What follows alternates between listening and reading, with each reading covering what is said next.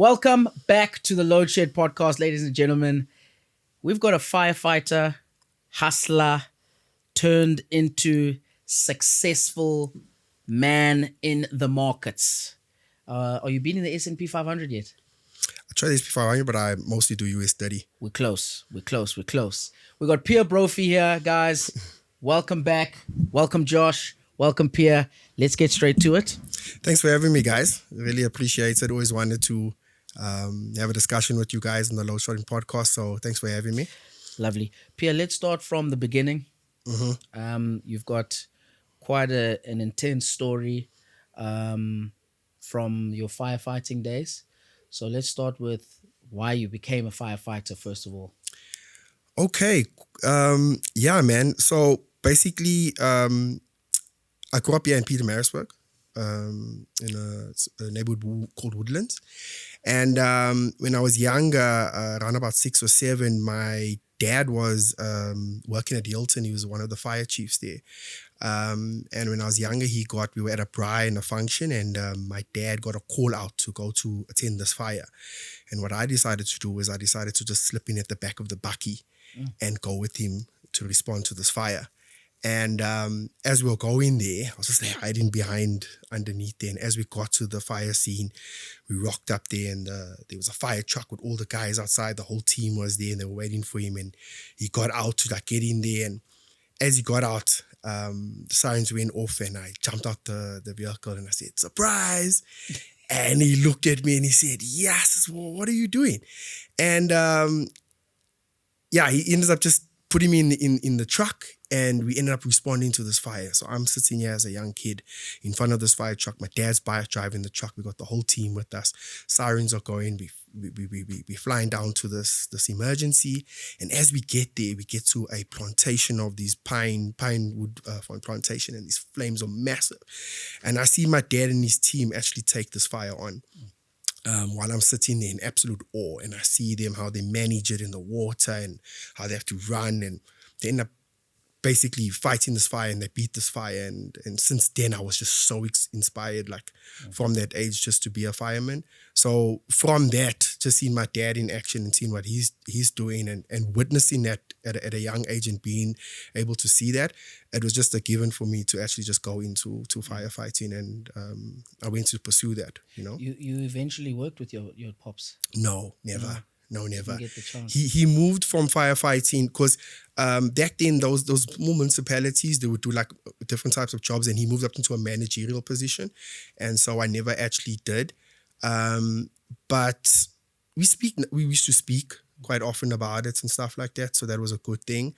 But he also helped me to become a fireman, trained me and helped me get fit and stuff like that. So he did definitely point to what when I became a fireman, yeah. And then you moved to Cape Town when you became one. Yeah. So I went to a firefighting college, yeah. I was there for a couple of months, 8 months, and to become a professional firefighter. And so I was looking, actually afterwards, I was actually looking for a job for quite some time. And then an opportunity came to go work in Cape Town. And so I jumped at it. Opportunity came, went for the interview, went for the fitness test, did all the things that I needed to do, came back, and then got in the car with my dad, and we drove down, and we set up, and I moved to Cape Town not knowing anybody, but I was able to get a job and work in that type of environment at those fire services and that. What's up with the fires in Cape Town, guys? The wind. Because it gets hectic, and you'd think, though, for a place of such opulence, Yeah. you guys can sort out those fires, and it gets quite hectic. So there's various things involved. The first thing is, luckily for me, besides I used to work at the airport as a firefighter, but we didn't see much action, to be honest. So I obviously used to observe these massive fires on the mountain. And so I decided to now become a wildland firefighter, to volunteer my services and my expertise to that. And the people that I was actually did the fire investigations. And so we did a lot of different fires all over the country. But the main problem is, firstly, the vegetation. We've got fynbos that grows there. And fynbos, when it burns hot, and the roots are very sappy roots, and it burns at the bottom. But besides that, Cape Town got a lot of wind. And so that's fynbos that's burning plus 40 kilometer gust wind, it pushes quite far, and it runs. And this is why we get these fires up in the mountain, and we need so many various partners to now come through to fight these fires, like different cities and stuff like that. And it's very hectic. It still is getting hectic. We're also looking at like climate change. Cape Town has a lot of rain most of the year, so like the fynbos and all the other things are growing like exponentially, and then comes fire season where it's dry and it's windy, and so now the conditions are perfect for a fire. Is it because somebody sets off the fire? Yeah. At most times. So most cases, we got arson, but it's very hard to prove. You basically just got to catch the guy doing it, get him on video with the tanker and everything. But it's mostly or you can get like kids that are just starting fires, but mostly you get like homeless people that will go into the mountains and cook some food or something, and then they'll leave the fire and then it will go. Only in really small cases you'll get like sun going through the bottle and it lights a fire, magnifies to light it. But mostly we get people starting the fires, and then we have to respond to them. I can't remember when it was, but there was that big one that happened Recently in Cape Town. It was a couple of years ago, though. The UCT one? Yeah, the one that was coming to UCT, the university. Yes. So I was involved in that. I went as a wildland volunteer firefighter. That fire was hectic because it literally started at one point and then went up the mountain and then went left and right. And the vegetation was quite hectic there. Me and my team, we were stationed just under the university on the same road, and we were fighting the fires because the flames were jumping. Like a flare up can go like 20 kilometers to 40 kilometers. And so basically the embers were flying from the university over the massive UCT onto the other houses and little patches of grass and vegetation. And so that whole area was lit. And then besides that, while we were fighting that, then UCT caught a light, And it's small things that cause it because the wind, obviously. And then also like in the gutters, you'll have like your little vegetation stuff. But when embers go into that, it can start something. And that caused the library from burning down. And then the next 2 days, it went up to Frederhoek, up to Table Mountain there. And myself and a crew fought that fire from going down to a community called Frederhoek. And so, that was quite hectic. People had to be evacuated. Yes. On a normal basis that people get evacuated. But UCT, a lot of people got evacuated. And like I said, some of the campuses, things burnt down, and the library burnt down with history that, can't be replaced. But a lot of, in the Western Cape, we see a lot of evacuations. I was also at the Neisner fire in 2017 when that whole fire was massively burning, like took down people's farms, homes, houses, where the whole town had to evacuate and run.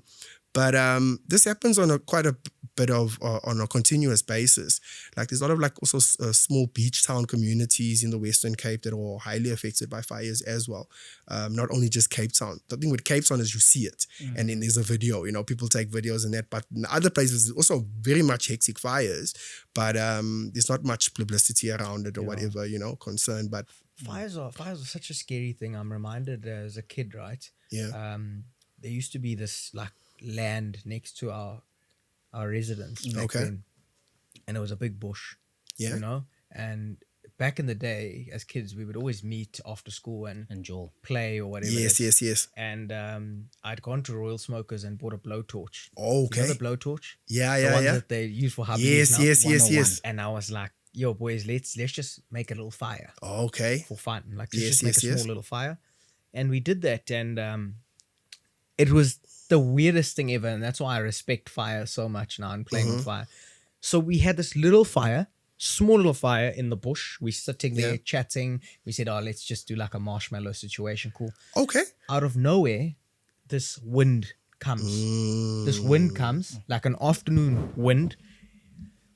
I don't know how it happened up to today. And next minute, this fire is just running. Like literally just went like shh, like that. And we trying to put it off, like hitting it with our jackets and stuff, because Yeah. we're young, we were kids. Yes. And I was just like, "Bro, let's run."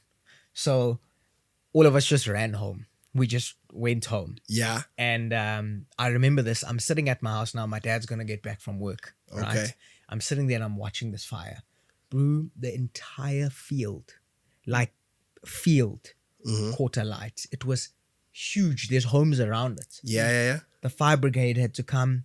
They started like hosting this thing because it could have gone on to like either one of the houses. There were houses behind and all of that. They're putting it off, and now the community groups, they're saying massive fire. Yeah. Who started this fire? And like all of us, are dead quiet, because you know what a hiding you're gonna collect here, bro. If you know that you found out.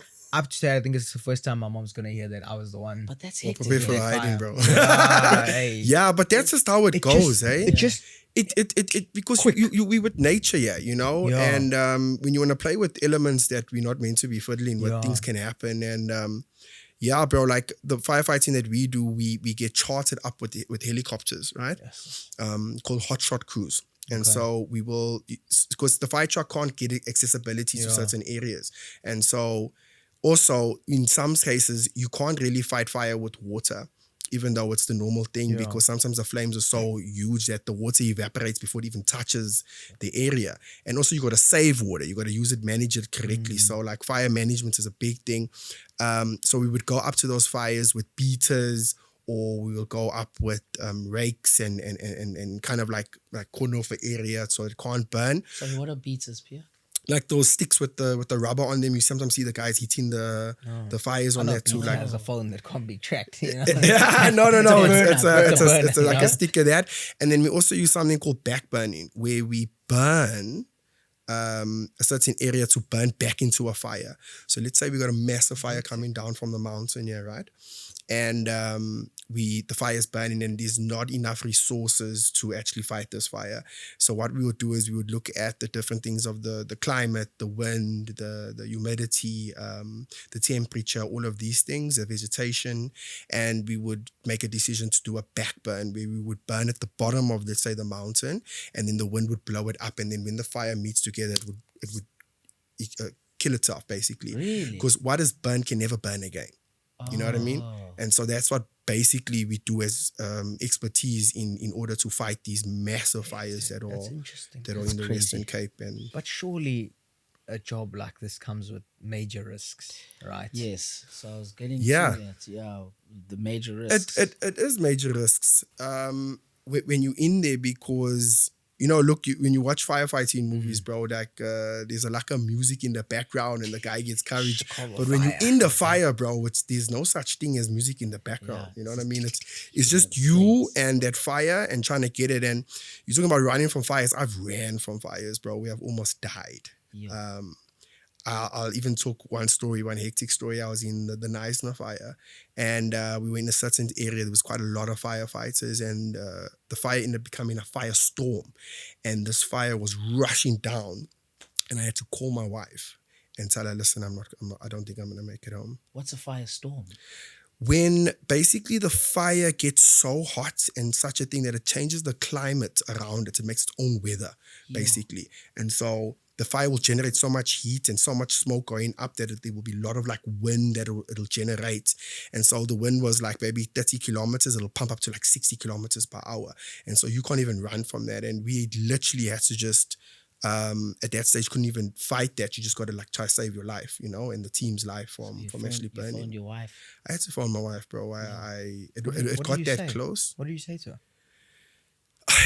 Bro, it's not like something you can prepare for. You know what I mean? I'm not like, hey, just hold on, guys. If I just wait there, I'm gonna go on. I just called her to say, like, listen, things are a bit heated. Yeah, Literally. I'm not too sure what's happened, but just know that I love you and I care about you. And I think it happened like twice or 3 times that she had to like. Then she was go like, through "Bro, that. get the hell out of this fire thing right now, please." Yeah, I think well, she knew what she was getting herself into, because I came as that, like I was a fireman and that, and so I kind of like told her, like, listen, like this is part of the life. Sometimes I have to go and I can't come back, and I don't know when I'll come back. Sometimes 4 days, 5 days. We'll be on the mountain for like 36 hours to 48 hours, have a 10-hour, 5-hour sleep if you can sleep. Because what happens is your adrenaline's been pumping for so long that now you come back and you got to deal with smoke and stuff in your eyes. And sometimes we get something called chemical bronchitis, where there's too much smoke in your lungs. And then a few hours later, you got to get back on the fire line and now do this again in a different area where the fire has moved and try fight it until it's completely extinguished. Yes. What really kills a person in a fire? Is it the flames or the smoke? Well, it depends, bro. Like the smoke will choke you. Yeah. It will choke you because that smoke will remove all oxygen out, right? And so you'll cough, but it depends. I think the smoke gets you first before you actually burn, you know. Sure. But every case is different, depending on how fast the fire is moving. Is the smoke even going in your way? Is it a structure fire, a house fire? Is it a wildland fire? It all depends on that. But yeah, various things go. But in general, we would like people like to leave and flee, because sometimes people just want to stay and say, oh, I'm gonna fight this. I'm gonna fight this Save fire their stuff. with their garden hose. You know. Save my stuff. And it's a hard-wrenching one because you can rock up there and just be like, hey, my man, this house is not going to make it. Like, you need to go. We're going to try our best to save it, but you need to go.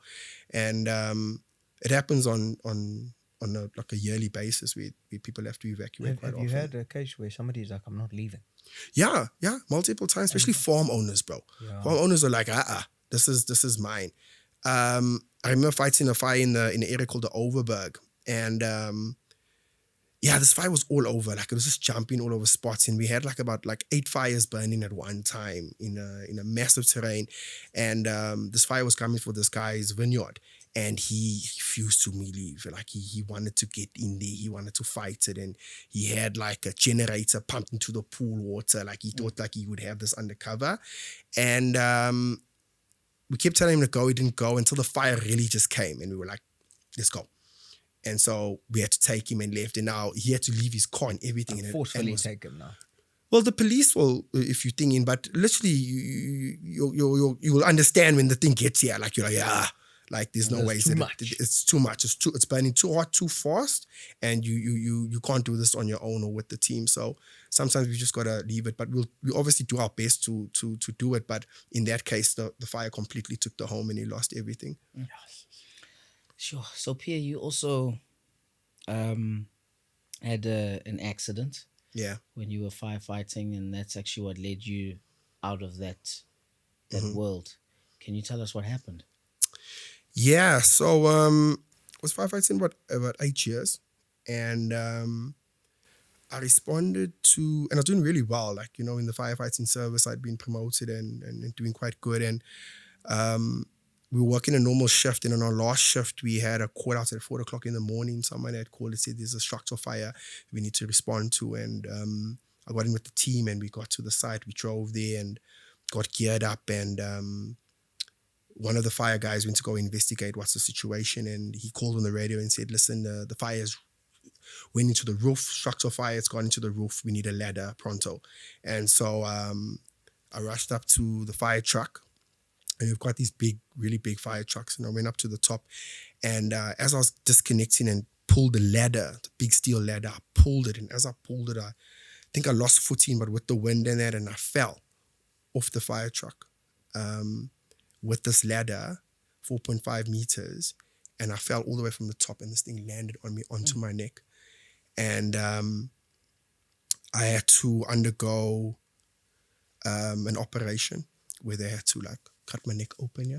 You see it? Cut my neck open, bring the skin, and operates above my heart on both sides, my backside plexus. And the doctor said that this would be a quick recovery, but it wasn't. When I woke up, I was on oxygen. And from the neck down, I was paralyzed and in tremendous pain. And my docs had left to go to Florida, which left me with other doctors. Florida, and USA. And the surgeon, sorry, and which left me now with other doctors trying to figure out what was wrong, because now I can't feel my body and I'm in tremendous pain from the neck down, and I'm on oxygen.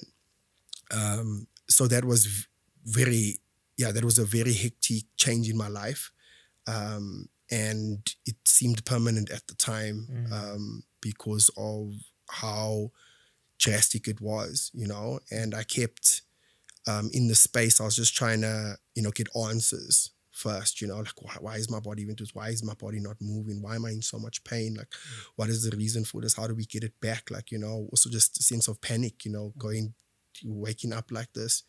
And I was there for quite some time. And then they sent me home after a bit. How long was it? Sorry. Probably about a month and a bit, 2 months that I was there. Sure. And I just been 10 days married to my wife. No. Yeah. And so now No honeymoon. I'm left. No honeymoon, bro. Just the nightmare, basically. And so I'm left now. I can't even sleep in a bed because of my operation. I'm left paralyzed to sleep on a recliner couch. And so I'm left to sleep on a recliner couch and live in a recliner couch, you know, because I can't move. And so I'm left on the recliner couch 10 days after being married, and I'm hit with this, you know, I can't move. You know, I can't move. And at the same time, you've got, I can't move. I've got bills to pay, I'm sure. Yeah. I've got a wife. Yeah. I've got a family to build. Yeah. So what's going on in your mind here? You must have had a mental breakdown. Bro, it kind of was like that. But it was a lot to take in, firstly, because there's so many things that I'm going through myself, you know. And I'm also, like you say, needing to provide. I've got bills, I've got things to pay. And what made it worse was, besides me being paralyzed and not being able to move, because it's one thing to be able to, like, if you're unemployed, like, to go find something, you know, you can grind, you can make something happen, especially in this new, like, era that we live in. But it's one thing if you can't move, bro. And what made it worse was my job then fired me illegally. Whoa. Legally? Yeah. Illegally. Yeah. Illegally, yeah. They fired me illegally. It was an injury on duty, it's an IOD. Yes, so you should be getting a compensation of compensation, payment, salary cover, all of these things. And that wasn't the case. So I'm left paralyzed here with no job. What? And So what had happened then? If it's illegal, like you're sitting at home, they're like, bro, it was a shock to me as well, because it's like an obvious thing to happen. But in our politics, people wanting to create other positions for other people, it got a lot of politics, because what actually happened is then me and my wife had to now study labor law. After work, she would work and then come home. We would study labor law now, bro. Like, we're sitting there trying to study, how do I actually keep my job? How do I keep the stuff? And we had to now go to the CCMA. And there's a big reason why at the CCMA, from the door to the receptionist, you see like 6 posters of report corruption, because it's rife there. And so basically now I'm unemployed, not earning money. I can't move. I'm paralyzed. I'm fighting in courts. I'm still trying to get my body to move. And I'm in a really bad mental space, because I go into a bad state of depression, you know, just because, like, I'm shocked. And I never ever dealt with basically mental health. Like, I knew about it, but because as a firefighter, we deal with so many things, traumas over, you just learn to, like, push stuff away and, like, carry on. But now I'm stuck. And I can't move, and I can't get to do the things that I need to do. And so, yeah, it really put me in a kind of like state of panic of the future of my life. What does this do? Am I going to be like this forever? You know? And so it went to a point now we're fighting these cases. And while doing this, we're also trying to find a doctor that could assist me or give me some answers. So doctors are coming to the house, we're going to specialists, things like that, and we exhaust this option of like we go past like 20 doctors besides the 8 that we came from, just to like figure out what is going on with me over the period of time. And besides that, I'm taking like 50 to 60 pills a day, injections a day, just trying to bring down the pain, just trying to bring out some sort of movement or something, excuse me. And so that was really hectic to take on at the time, yeah. And how did you end up recovering? Yeah, so like I said, after like about 4 to 6 months, I decided to, after we exhausted all the options, I realized that I'm probably going to have to heal myself here. I'm probably going to have to help and find out a way to actually do this on my own. And so I decided, you know what, I'm going to stop all these medications that they're giving me. I'm going to try to figure out how do I actually get my body to move.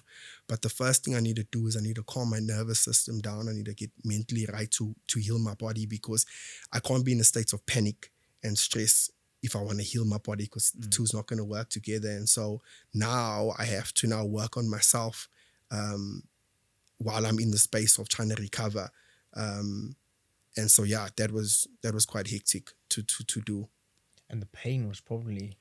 Bro, the pain was crazy, because as I came out of the operation, I was in pain, bro. Like, people say, like, you know, you're 10 out of 10 pain. I was probably like 15, bro. I was like maxing. I was like in so much pain. And like, painkillers weren't really doing the job. Like, and I was trying everything, bro. And while I'm taking this, I'm getting like bloated because I'm needing to take so many of the stuff. But yeah, it didn't do any relief for me. And so now I have to find a way of actually, like, you know, trying to bring that pain down while also trying to like navigate the circumstances that I'm in, and, you know, get myself in the right mental space to actually now try to recover and get some sort of movement and some sort of progress, and also try to figure out how I can make money and how I can do things.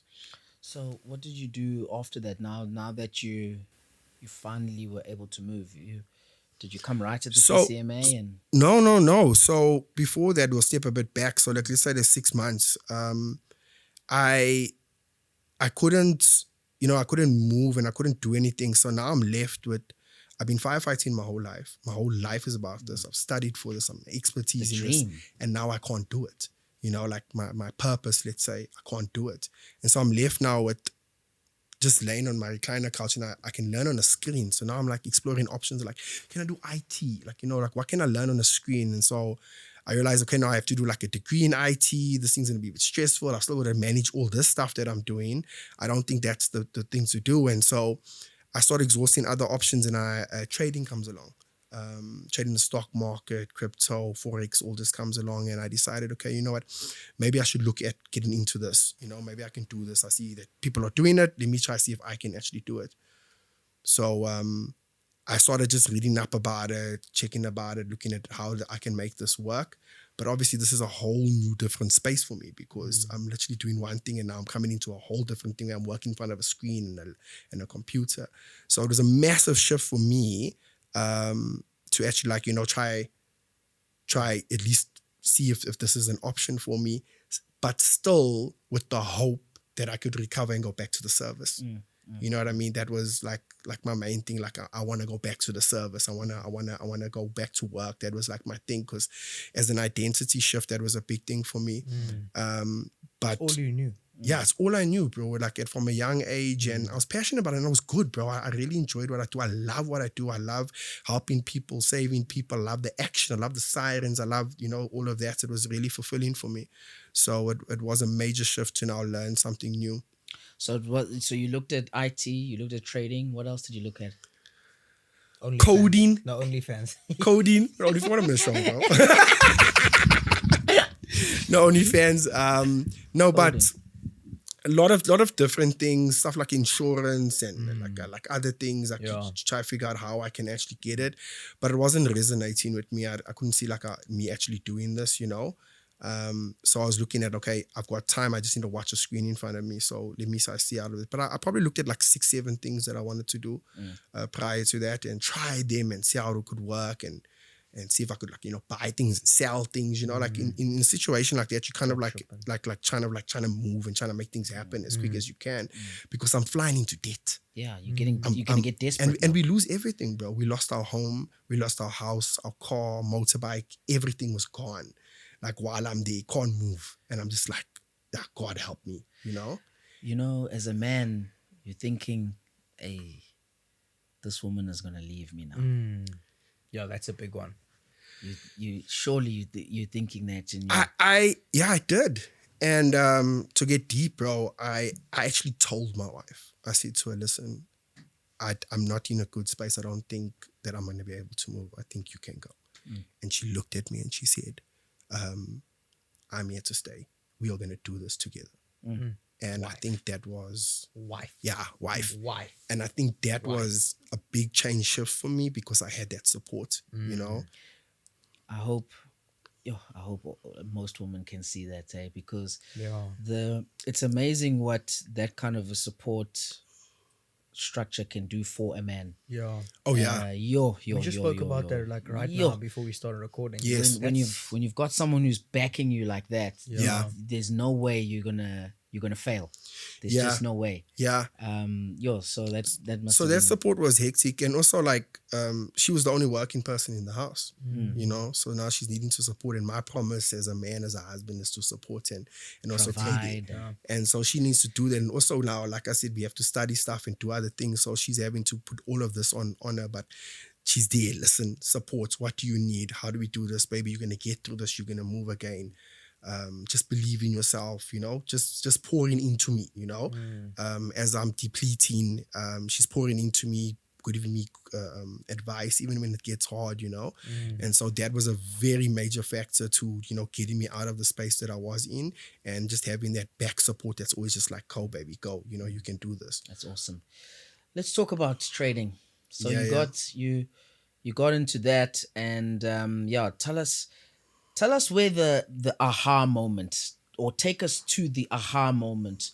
When I say aha moment, I mean This is it. Yeah. this could actually work, because normally you get into this thing, you find out, okay, there's this, and people think it's a get rich quick scheme, Yeah. and they follow different people, and they try get they buy these courses and this, and eventually to lose their money. But I would love to know where your aha moment was, where you were like, flip, we've got something here.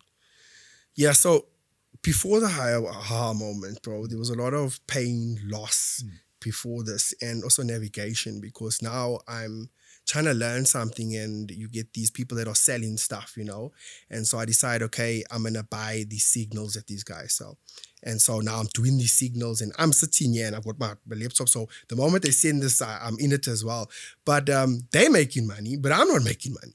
You know what I mean? And so I'm like, this is not working out. You know, these signal stuff isn't working. And I decide after probably about 5 months of doing that, I decide, you know what, I'm probably going to I'm going to learn this myself. I'm going to do this myself. There's a way that I can do this. And I decided I'm in front of a laptop and a computer, in front of a screen. I can't move. If I put this in front of me and I watch it every day, there must be some sort of information that I'll learn. And so I decide to choose one stock, one chart, and I decide to watch this and completely just immerse myself in it and put in the hundreds and thousands of hours of watching the specific thing. And trying to navigate to get there was very difficult because, hey? Can you tell us what stock it was that you started? US 30. Okay. US 30 Dow Jones. Dow Jones. Yeah. I actually started with crypto first. Bitcoin in that, but I had no idea what I was doing, bro. There wasn't much to it.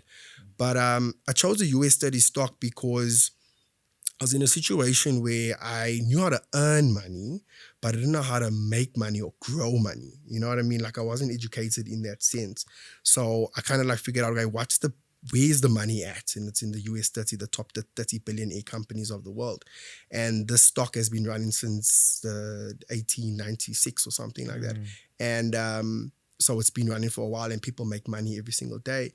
So I decide to watch the stock, and I choose a specific time frame, and I just watch this thing. And What are you looking for?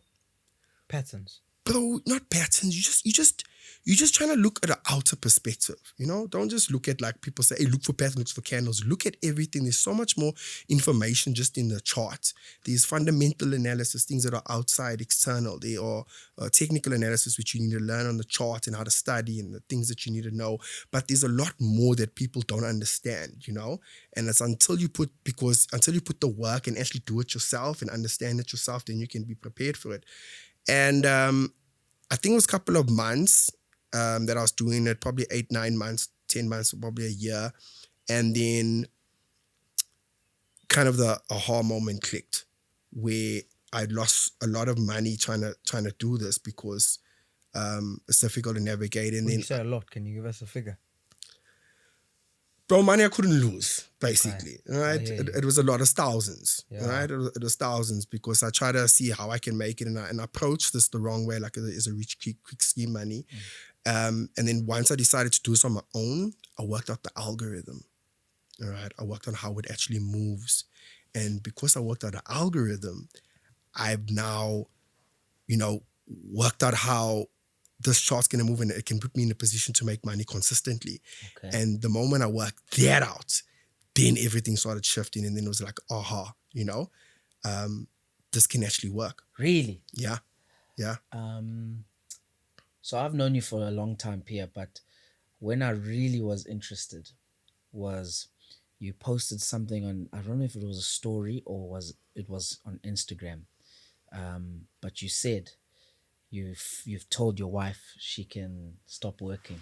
Yeah. Yes. And that's Yeah. when I was moved. Yeah. I was moved when you did to. that. Yeah. Okay. Yeah. So like I said, bro, my wife did a lot of work to get me to where I am. And so in the process of now learning and getting this algorithm and getting wealth and money, and getting wealth and growing, we got to a really good stage where we were able to say that this is actually really working now. We're able to earn like quite a bit of money consistently every week, almost every day, monthly. And my wife worked really hard to support me in the place of that. So I decided, she doesn't need to work anymore.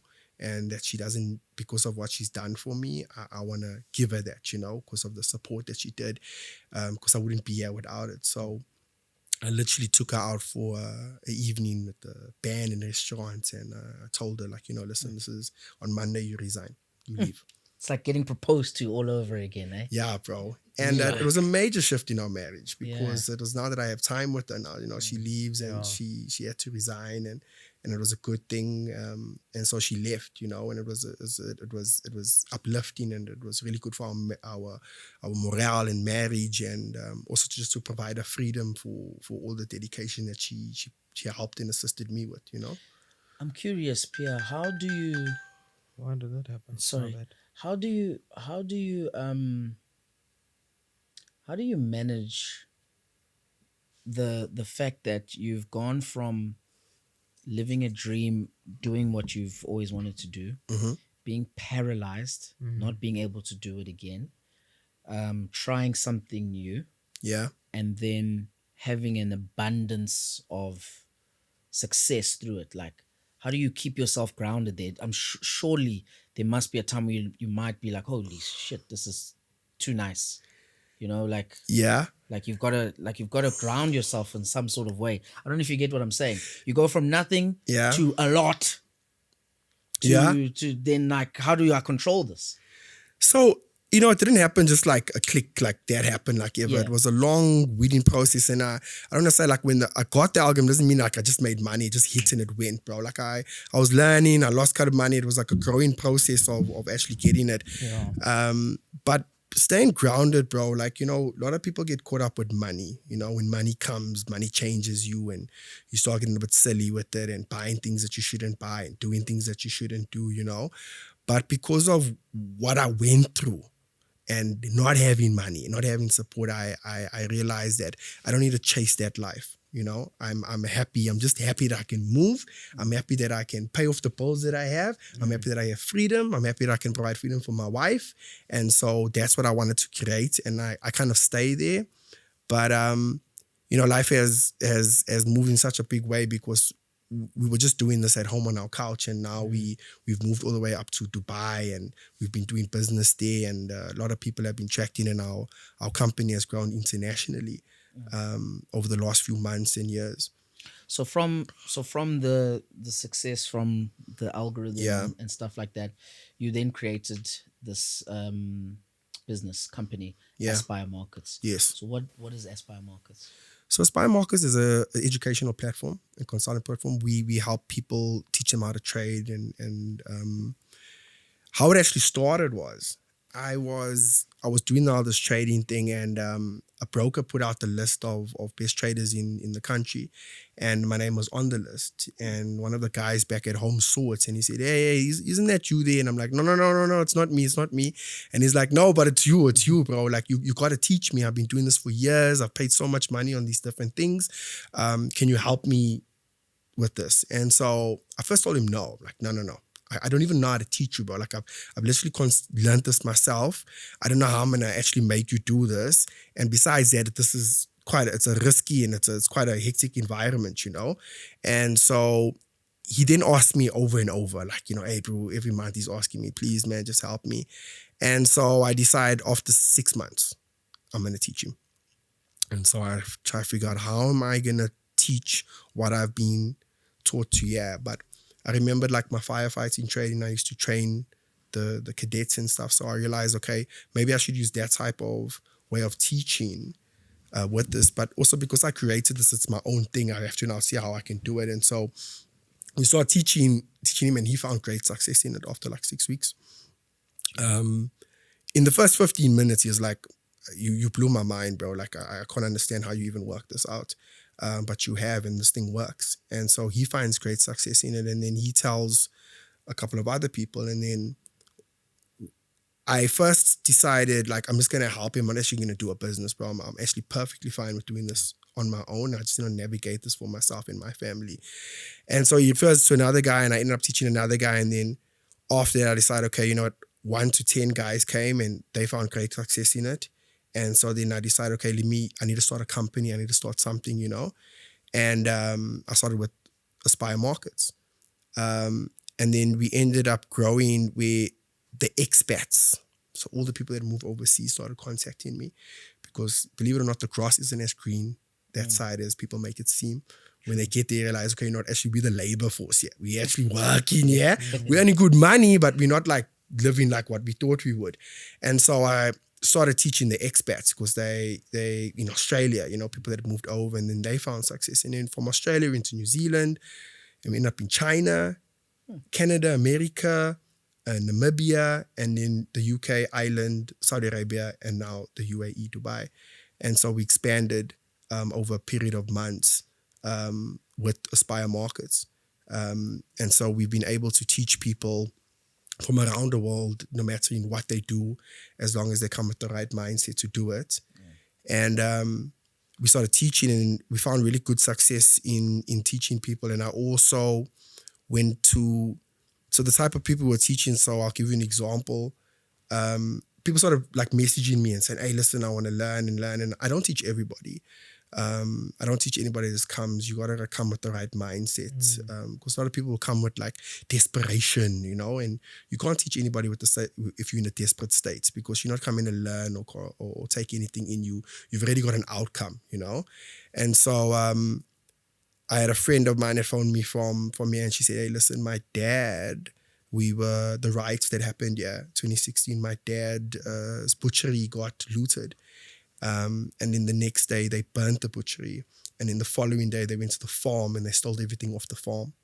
And so they literally lose everything. And so she says, listen, please help my dad learn how to trade. And I'm like, hey, listen, like this is going to be a bit more difficult in his 60s. And I sit with it and I decided, okay, you know what, I'm going to do something called Operation Restoration, restoring power to places that once took it from you, and decided to now teach this guy. And I teach him and he gets it. It took longer than like my normal 6 weeks to get it. And then his first week he made like 14K, and then the next week like 21K. So he's on a steady track to now reclaiming everything that he lost. And so that was very uplifting for me, and it gave me a sort of a sense of purpose, you know, to help people, to assist people.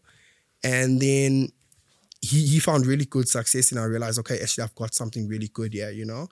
And then another example of another guy was his wife was traveling like 2.5 hours to get from the farm to the work that she needed to go. And he's like, hey, listen, bro, like I don't have time with my family. I don't have time with my wife. My wife gets home so late. We don't even get time to eat, sit with the family, and then she's got to go up again, you know, the next day. And like, what life is this? You know, are you able to teach my wife? And I was like, okay, if she's prepared to come, patience, discipline, with the attitude to make it happen. And then we were working in like tea breaks, lunch breaks. And 6 weeks later, she gets it. She understands it. She's confident in it. She starts trading. And now on the farm that they stay in, they own it. And so we're causing massive different effects in different types of places and that. With the fundamental analysis that you spoke about earlier, you actually watching the market and the macro environment where where the stock is trading? Is that what you're looking for? There's a lot of things I'm looking for, bro. Yeah. All right. There's a lot of information there. But the first thing you need to know is there are other people in Wall Street making money on this every single day. That's what you need to know first. And you need to get in alignment and you need to see what they see. The moment you can see what they see, then you can also make better decisions. But what I provide is, besides that, I give you all different types of stuff. So we even get news from Wall Street. We use stuff like, Trump's tariffs, Trump coming into office. Every time he makes a move, we benefit on that, whether it's going up the market or down, we benefit on it. Do you look at companies' financial statements? Yeah, in a way, yes, sometimes, but mostly I just focus on the US 30 stocks and what's there. It's different because if you're going to trade like a specific company, then that's it. But you must also remember, I'm not going to go into something blindly, bro. Like, I'm not going to go into something without an algorithm. The algorithm versus no algorithm means I'm just gambling, basically. So I've got to have like these things called confluences, 10 confluences in place. It basically is 10 rules that I follow, and these 10 things have to be in alignment for me to enter the market. If they're not like that, then I don't enter the market. I just sit on my hands and I wait for the right setup. And our setup is for the big moves. We want to be making bigger moves than trying to trade the market. And most people come like, hey, every time I touch my phone now, I must make money. You can't do that. You don't know where the market's going to go. You've got to wait for the right setups to be put in place. And then once that happens, then you can enter the market confidently and then let your trades go. What's funny is that when you study it at tertiary level, they often teach you the technical side quite rigorously. Yes.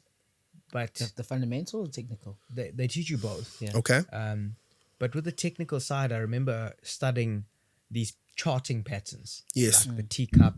I don't know if you know that. Yes. Where it goes down and bounces up, and the double bottom, double top. Yes. So Are those all actual? Have you seen that play? it does play, but you got to find the right timeline for it. But also, it doesn't play exactly like the pattern. Okay. And also, like, you need to remember that mostly when trading that came to the world, basically, it was just a lot of information. There's one thing about like knowing a lot about trading, a lot about the market, but are you actually making money? You know what I mean? There's a big difference between the two. But you kind of have to have money to make money, because if you're trading at 1,000 rand, compared to 100,000 rand that you've got in your trade, look, it's true. You've got to make money you got to have money to make money, but in the sense where trading comes very big because you can make massive amounts of money. The market that I trade is 6.6 trillion to 6.8 trillion a day. You know what I mean? And we've got access to that. And people are making massive amounts of money on the market. But now that where we've moved in the trading space and internationally, because we also went to a summit that we were invited to, just to see like what's out there, we were invited to. And it's moved quite far in what actually happens. And like in places like first world countries like Dubai, people work their jobs and then they trade the stock market. That's what they do. They all work their jobs, no matter what level you are, you trade the stock market. But what's missing there is the education. And that's where we come in, because we provide everything simply for you, and we provide a mentorship where we teach you step by step how to understand things, and you can understand things confidently so that you can move up. And before you even put money in, you need to be confident enough to know exactly what you're doing. And so that's a big thing, because most people come prematurely into this and see other things going there, and they just start, entering the market, and you have no idea of what you're doing. But the education is very important. But the new education is the thing. Like what we provide is completely different to other people, because one, I've taught this to myself, so it's organically mine.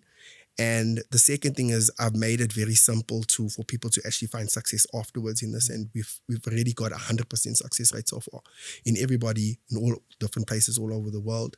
And this is why places like Dubai, we've been able to now secure contracts and things there, because the best brokers in the world want to work with us and we want to work with them. And we make this available to all of our clients for them to actually trade in very much better conditions than what you'll currently have, because whatever ideal I have, the clients get as well. In South Africa, Yeah.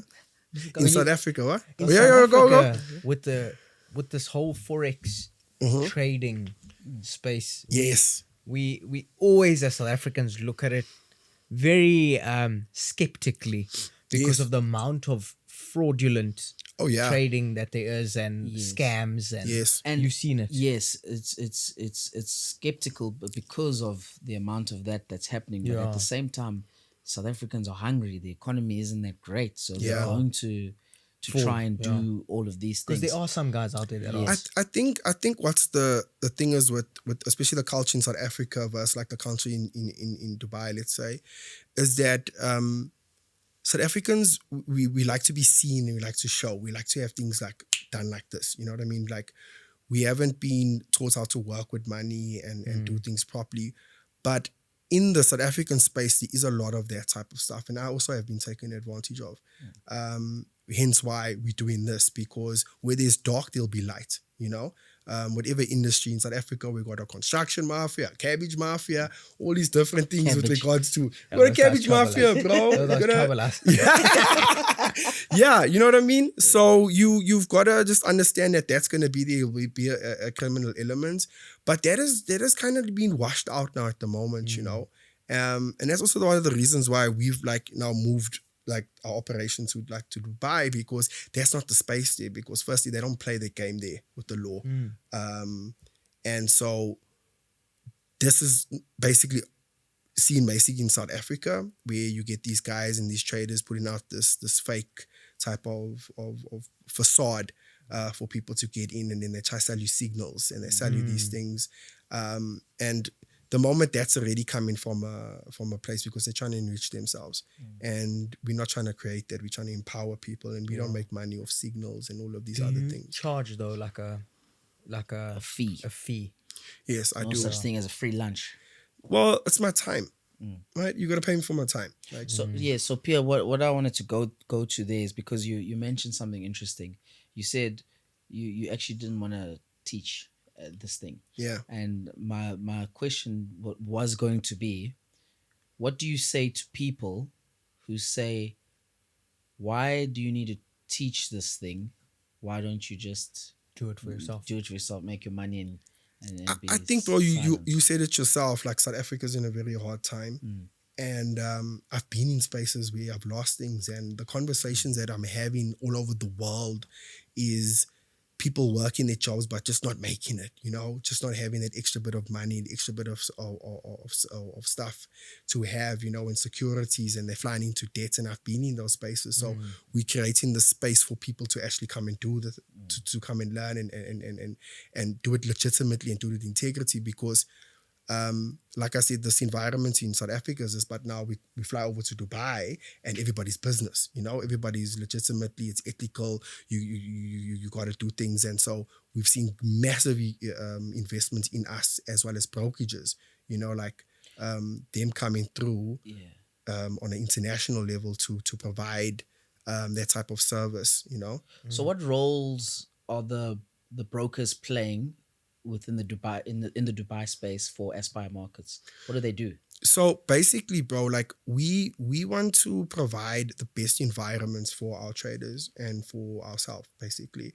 And South Africa, the traders make money off you trading there on the link. They send you a link like an affiliate, so they make money off as an IP. And then when you trade, they make money. If you lose money, they make money. And this is how these guys do this. But in Dubai, there's none of that.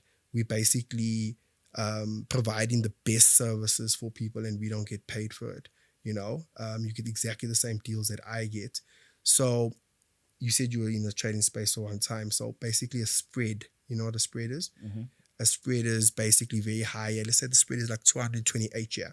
But in Dubai, we get the spread for 9 or 21. So 228 versus 9 or 21, massive difference. Is that the risk? The spread. The spread, The yeah. spread is the spread risk. difference between the asking price and the bidding price. Yes. So for those that don't Chaka. understand, Yeah. So you know you're buying and you're selling. So the spread in South Africa, as Pierre's saying, is a lot Greater, higher the risk. Yeah, so that when you execute, as you execute your trade, you're already sitting on quite a heavy minus. Exactly. So let's say you Yeah. come in for a buy, instead of entering where you seeing it at, you're gonna Yes. enter like much higher Because of the spread. because of the spread, yeah. you know. Have So you you're traded now it as well? missing Yeah. Oh, this okay. this market. But now what's happening is we get in a spread where we just right here, you know, like it's very Yeah, so thin, it's a little and so thin, it allows you to navigate the markets better, you know, for anybody, no matter what you're trading. And so because that's the space there, and because now trading has become an international thing, it's been available like for the world to utilize, you know, like, and that's what we provide for people. Whereas in South Africa, you only get the brokers that you get here, and some of them don't have the best What's intentions. the platform that you trade off? Because I know, like for me, was it COVID? I downloaded Easy Equities. Yes. That's where it started. Like I was like, this kind of cool. Let's look at this and that. That's stocks. That's So that's So what are you so trading? MetaTrader 5 we use, right? But now we've just secured a deal to use TradingView. So for the first time, people in South Africa can actually trade on TradingView itself, because we've secured that deal. So instead of you now using, so we use an application called TradingView where we view the markets, to analyze, architect on there, put things in place, and then from there we would now execute on our MetaTrader 5. But now what we've secured is you can do exactly that on the same thing, the platform that you have it on, instead of you using 2 or 3 apps to actually do a trade or make a trade successfully.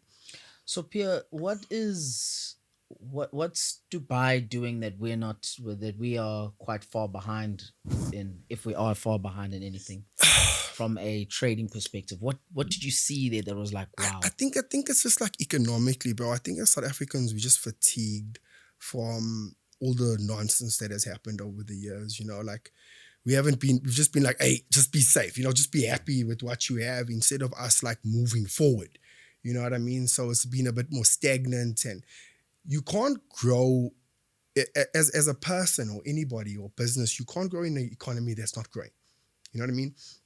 Good and well if you open shopping centers and that, but if there's no buildings, if there's no businesses coming, if there's no investment coming, there's no space to grow, you know? But not to say that it isn't happening, it's just not happening at a faster pace. But in places like Dubai and Australia and other countries, there's forward movement, bro. Like people are working, they're doing things, and the conversations are different. Like people are chilling, like, hey, like, you know, we meet, like, hey, what do you do? How do you do it? How can I, you know, offer what I do? What, you know, and that's the kind of like what's happening. But whereas, it seems like people are a bit more complacent with what it is, and there's not much opportunity, because the thing that you need is opportunity, bro. You need opportunity to grow. You need options. You know, whether you even work in a job, you can be the best at whatever. Let's say an IT guy, and you don't have somewhere else to work or go work. You're going to be stuck in one place to, you know, just be in that specific job. And we see that happen over and over, where our parents will be dedicated to one business for 30 years, 40 years. No one's moving, you know. And because there's no opportunity, whereby that place there is opportunity, you know. But I also think with regards to places like Dubai where the money's at, people are there to make money, to keep money. You know what I mean? Generational wealth. Yeah, generational wealth. And that's what the setup is. Everybody knows that we're here to make money. And that city's only been built since 2001, 2002. So it's a newly developed city. It's sand. And they've got, the only thing they have, or the main thing they have, is oil.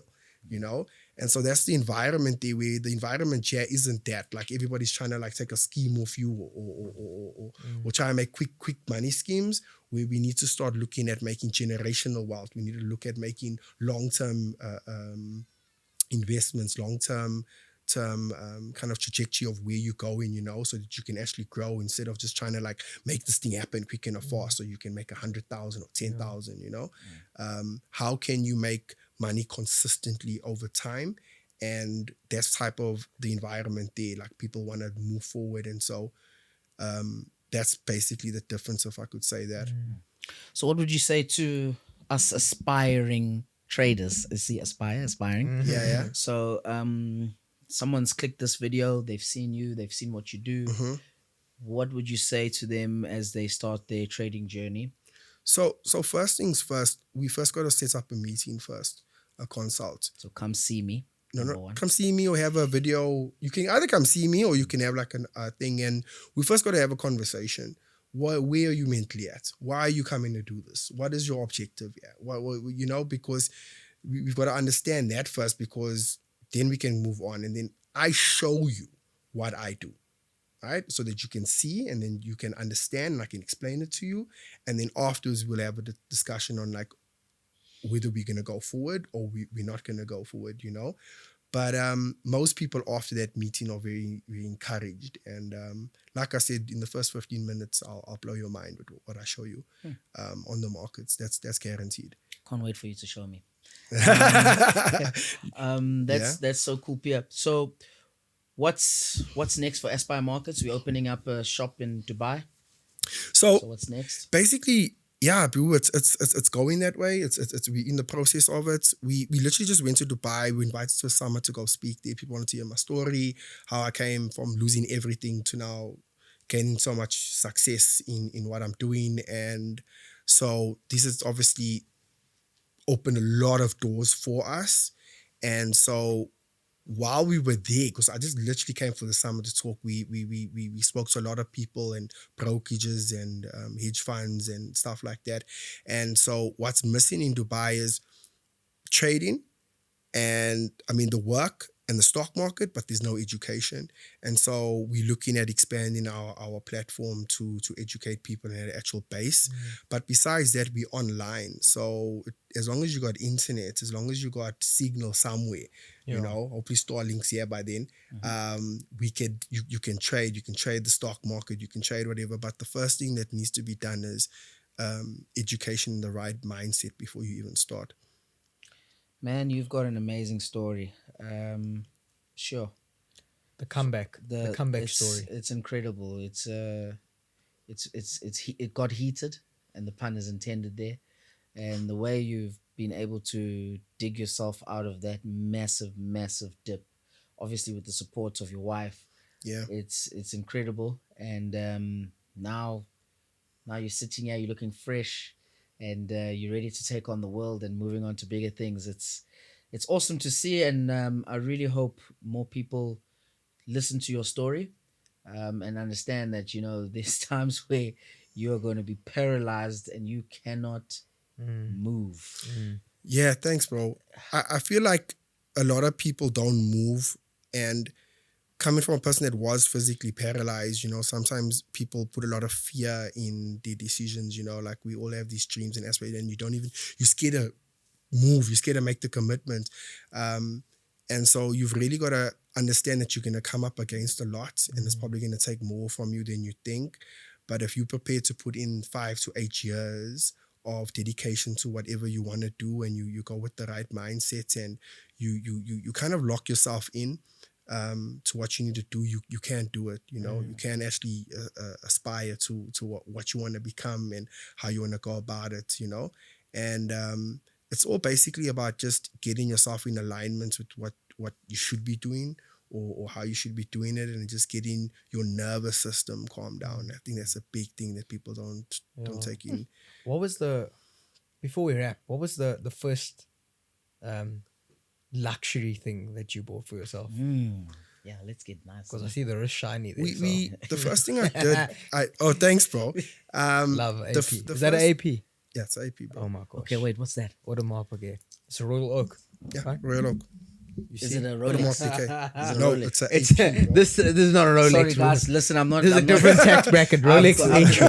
I got Apple watches. It's a Rolex. No, it's not a Rolex. It's a AP. It's another also a brand, but higher than Rolex. So Patek, AP, Rolex. Yeah. That's the Formula One starting talking grid. About watches, bro. I said this to him right earlier. I said there was this reel that I saw on Instagram Reels, and this guy kept telling his wife, I really want to buy a Rolex, and she was like, no, you can't. He was like, listen, I need this Rolex because of the job I do. Yes. And she was like, but it doesn't make sense. You're just in the property market. It doesn't make sense. And he said, get me the Rolex and watch this change my life. Bro, he's 100% He got correct. the Rolex. He started going to country clubs. People are thinking, okay, this guy's obviously doing the right thing. let's deal with this man. He said it gave him the integrity that he needed in spaces he wasn't always welcome in. And Yeah. that changed the game immediately. You know, I didn't know it either. But in Dubai, they ever say no watch, no meeting. You know what I mean? If you don't have the proper watch, no meeting.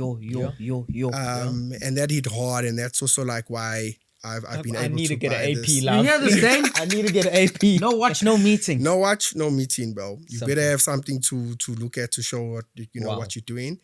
But the first thing that we done, bro, was we got my mama out the hood. That was the first thing that I needed to do before the watch, before anything. Was get myself out of financial debt and provide freedom, but also move my mama out the hood. That was a thing that I needed to do for myself, and me and my brother put that together. Nice. So the moment that was done, then I could now focus on myself. You because- must have felt so good, man. Man, I'm feeling good all the time, bro, because I'm able to pour into people's lives and I'm able to see the outcome of what I'm doing, you know. But yeah, I felt really good to do that. Also for her, because she didn't expect it, you know. But yeah, she's doing well. She's safe. She's in a much better, like, you know, community place that we've got. So that was the first thing that we did with our money. And then afterwards things came, but we haven't been like, you know, bro, you got to be careful with money management, you know, like you've got to, you can't be like crazy and start buying like super cars and getting a bit silly with it. You got to think of like, what is my future? What is my trajectory? How I want to actually invest in myself? How am I actually make things happen, you know? And yeah, getting watches and buying these things are nice and stuff, but you've got to really just get your, you know, your house settled, you know, and what you want to do. Okay, perfect world. The house is settled. Everything is Yeah, locked yeah. up. What are you eyeing out? Surely. Let's just imagine everything is sorted. Land, bro. I want to farm in like Really? France Hook with the mountain and the river running through there with my family and horses and stuff. There won't be no fires there. 'cause you would Yellowstone vibes. you'd There'll able be to fire sort there, out. bro. If it happens there, then Yellowstone. it goes. We'll take Young it. Dutton. No, not so much drama, bro. I want to be like in myself, by myself. You know what I mean? Yeah, I hear you. But I've seen like these new farms, bro. Like you don't need much. Like there's so much with renewable energy, bro. Like lighting and I mean sunlight and using these things, you know. So you could get something moving. But that's kind of like my dream right now to get that. But we're moving at such a pace, bro. Like I'm just taking it as it comes, and I'm learning to be present instead of just being so much in the future, you know, because that's a big thing. Sometimes we're so caught up in the past or the future that we forget to just be here and live in the actual moment. And that's a big thing to have, you know. So I'm really just living for that, man. Nice. Pierre, congratulations. Thank Well you for done. having us. Well done. Thanks, brother. Thank you for giving us some of your time, man. Yeah. I'd like us to follow up in the future, Yeah. Yeah. you know, just to see how it's going, you know. We'll But shoot with you in definitely. Camps Bay. Yes, We'll shoot I'm- with you in Camps Bay. I'm coming to Oh, learn. Camps I'm Bay. coming to learn. We'll have that conversation. Yes. And then we want to see this experience. And I cannot wait to see you in Franschhoek and shoot the podcast there with Yeah. chickens running all over the show. Not chickens, bro. I don't want noisy stuff and flies there. Pierre bro. I just want wants like peace. you know, like when I say farm, bro, I'm not talking about like a heavy farm. Like you know, cut grass and it's, you know, it's like a farm, like land basically, bro. yeah, Like, just you know, what do they call those sectional Ranch. Those those bro. ranches, it's kind of like a ranch. It's a there. You ranch. see, the man knows, bro. He Ranch. knows. He wants it. He wants it there. It's AP. But yeah, that, bro. I also want to like really just grow my empire as well. You know, it's a big thing just to grow, and we've been opportunities of business have come up. We're looking at renewable energy, wave turbines. Have you heard of that before? Nice. What's going on there? So basically, yeah. Well, now that I'm in the space that I am in, I get approached quite often with stuff like that, and Investments. not investments, but I business ideas and businesses and stuff. I don't take investments. I don't have a license to do that. No, what I mean is you investing. Yes, I'll be Yes. investing, and so we're looking at wave turbines. Okay. Basically putting a kind of like a structural thing in the ocean, because the waves move constantly, bro. In some places, it's always there. And if you've ever been in the ocean, bro, a current will take you, bro.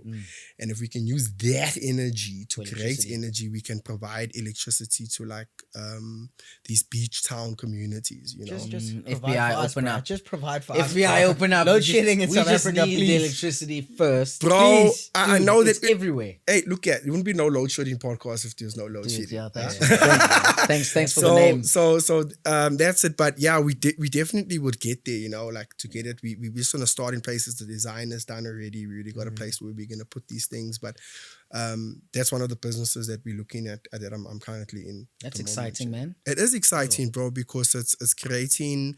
It's using nature to create energy, to create electricity to provide us to whatever we need, you know. So it's really good, and I'm very much involved in like the building of it and how we're actually going to put it together. Speak to Gayton there in Western Cape. Tell him, Gayton, my man, message me, bro. Let's do something.